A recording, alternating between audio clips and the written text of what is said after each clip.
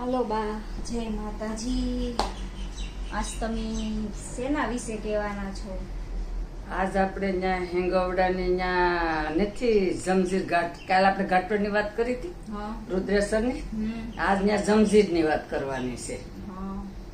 જમજીર આ ઘાટવડની એટલે ને ધોતની વાત કરવાની છે કે બીજું કઈ છે? બીજું છે, હા. એટલે ત્યાં આપણે વાત કરવાની છે. એ કે ઈ જામવાળાની ને ઘાટવડની વચ્ચે જ છે, એ આશ્રમ છે એ ઋષિનો, હા. એની વાત કરવાની છે. હા. હા. એટલે આપણે કહીએ ને કે આ જમજીર પછી ઈ જમદંગી ઋષિ હતો. જમદંગી ઋષિ હતા. એટલે એની વાત છે, એને લીધે તેને આ જમજીર કર્યું છે. એટલે પછી નામ એનું પછી જમજીર હા, પડ્યું. જમજીર પડ્યું. હા. કેવા અટાણે તો અહીંયા જમજીરમાં તો કેટલા આવે, એલા ધોતમાં નાવા આવે કેટલા હા, કેટલા પણ તો ઈ ધોધમાં તો નાવા આવે, પણ હા. ઈ પાછી હામી એને ખબર ન હોય કે અહીંયા આશ્રમ છે. છે. હા, એ તો ખબર જ હોય, અહીંયા જ છે, બાજુમાં જ છે ને. વાત સાચી છે. આપણે હા. આજુબાજુમાં ખબર હોય, પણ અમુક જે બહાર થી આવતા હોય એને કદાચ ન પણ ખબર હોય. અહીંયા હું એકવાર ગઈ હતી જમજીર, હા. કે અહીંયા સપ્તાહ બેઠી હતી. હા. હા. એટલે આપણું ટ્રેક્ટર ગયો હતો અહીંયા. હા. ત્યાં જમજીર હું ગઈ હતી ત્યાં. મેં જોયું હતું, ઘણા વર્ષો થયા ત્યાં. ઈ શેનો આશ્રમ હતો? એટલે એ આશ્રમ જમદગ્નિનો આશ્રમ હતો, આ ઋષિનો. જમનગીનો હા. આશ્રમ હતો. હા. હવે એ જમનગી કોણ હતું કે ભગવાન પરશુરામ હતા ને, હા. એના પિતા હતા. હા. એના પિતા હતા ને ઈ એટલે ઈ કેટલા વર્ષોથી હશે આમ? ઘણા વર્ષો પહેલાનું હોય ઈ તો. એટલે એટલે અહીંયા તો પૃથ્વી પર પરશુરામે તો પૃથ્વીના તમે મને એમ વાત કરી કરતા હતી. એટલે કે ત્રેતા યુગની હા, ત્રેતા યુગની વાત છે આવીને. એટલે ઈ ભગવાન એલા જમંદી ઋષિ હતા ને, હા. એને આ ઘાટવડની ન્યા પોતાનો જ એને ઓલું કર્યું હતું, તપોભૂમિ. તપોભૂમિની માની હતી. હા. એટલે બહુ તપોભૂમિમાં કર્યું હતું ત્યાં અહીંયા તપ કરતા હશે. તપ કરતા. ને ઈ ઘાટવડની ને જામવાળાની વસે છે ઈ. હા. હા. એટલે ઈ ઋષિ હતો ને બહુ ઓલું કરતો હતો, પણ પછી એમાં એને ઓલું કર્યું કે જે એનો બાપ હતો ને, આ પરશુરામનો બાપ હતો ને, હા ઈ હતો ને, એને સહસ્ત્ર અર્જુનના પેલા એના વારસ હોય ને, હા. અહીંયા હત્યા કરી નાખી હતી બાપુની. હા. હા. બાપુની અહીંયા હત્યા કરી હતી. હા. એટલે હત્યા કરી હતી. એટલે ઈ આ ને જે પરશુરામનો જન્મ થયો ને, હા. ઈ એની માં હતા. એની માએ પછી એની માનું નામ રેણુકા. રેણુકા. એની માં રેણુકા હતા. હા. એ રેણુકા હતા ને, રેણુકાને પેટ અહીંયા જન્મ લીધો હતો હા. પરશુરામે. એટલે ઈ ન્યા પરશુરામને ન્યા જઈને કેવા વળગ્યા, મરી ગયા ને ઋષિ પછી રેણુકા, કે મારે તો ઈ કે પેલાને કે પરશુરામને કે પતિને વિયોગે ઈ કે હું તો 21 વાર સાતીમાં કૂટી કે. હા.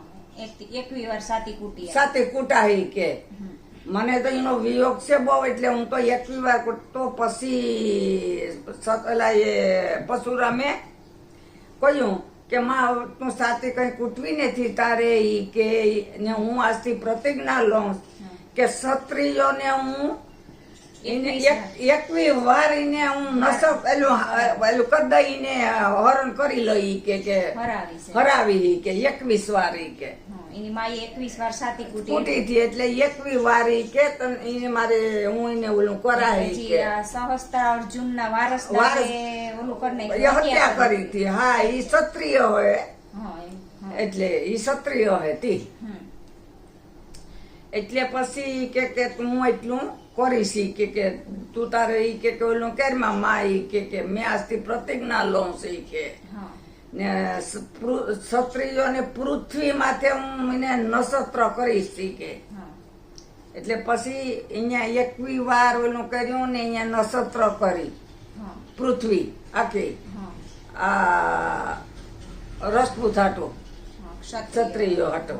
હા, ને પછી 21 વાર ઓલા પછી પાછા લડતા હતા ને પછી ઈ પાછા સમજી ગયા ક્ષત્રિયો. આ પરશુરામ તો જાતા એને ઓલું કરવા માટે, લડવા માટે. હા, તો ક્ષત્રિયો હતા, એના પૂર્વજો, એના ગુરુ. એટલે એને 21 વર્ષ પૃથ્વી ગળી ગયા થાય ક્ષત્રિયોને. હા, એટલે પાછું ક્ષત્રિયનો એવો નિયમ હતો હા, કે બ્રાહ્મણ કે ગુરુની સામે હથિયાર નહીં લેવાના. એમને છે ને તે ઈ એમ કેતા હતા કે આપણા પૂર્વજનો હતા એને ઈ કે કોઈ દી બ્રાહ્મણ ને કે કઈ કનેડા કર્યો ને બ્રાહ્મણ ને ગુરુ ને આપણે પૂંજ્યા હતા ઈ કે. એટલે એને આમે હથિયાર તો ન હથિયાર એના સામું આપણે થી ઉપાડાય નહીં.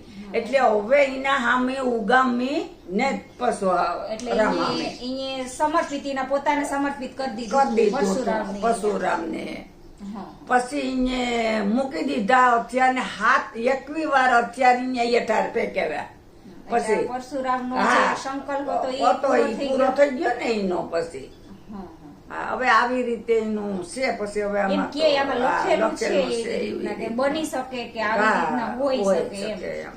કેમ કે જે બાઈએ તો જે વાંચ્યું, હા, એટલું યાદ રહ્યું, એટલું કીધું. પણ જે જામવાળા જંજીર છે ત્યાં બધા ફરવા જતા હોય તો એની બાજુમાં જ ઓલું છે, આશ્રમ છે. ત્યાંની ક્યારેક મુલાકાત આપણે લઈએ, કેમ કે ત્યાં તો એક ગાયત્રી મંદિર પણ છે ને. આ ગાયત્રી મંદિર છે, મોટું આશ્રમ છે ને. અહીંયા આશ્રમ નું તો બહુ વધાર્યું. ઈ આ સરસ્વતી દાસ બાપુ હતા ને, વિકાસ બહુ થયો. અહીંયા બહુ વિકાસ કર્યો હવે તો. અટાણે તો અહીંયા ક્યારેક ગયા હોય તો એની મુલાકાત લઈએ ને આશ્રમમાં. ને ભલે આપણે ધોધ તો જોવા જતા હોય પણ આશ્રમ હોય બાજુમાં છે, ખબર ન હોય એની વાત છે. કદાચ ગયા હોય તો એટલે આ ત્રેતા યુગ ની વાત છે. ત્રેતા યુગ માં અહીંયા ઋષિ ન્યા આવ્યા હતા ને ઋષિ એમ ખબર ન હોય એમ કે ત્યાં કઈ ઋષિ નો ત્યાં તપોભૂમિ હતી એ આપણને ન ખબર હોય એમ. આ તો આ થોડુંક તમે વાંચ્યું હોય એટલે આપણને. આ જમનદંગી ઋષિ. તો તમે કોઈ આ આશ્રમની મુલાકાત લીધી હોય તો કોમેન્ટમાં હા કરજો, ના કરજો. હાલો, જય માતાજી.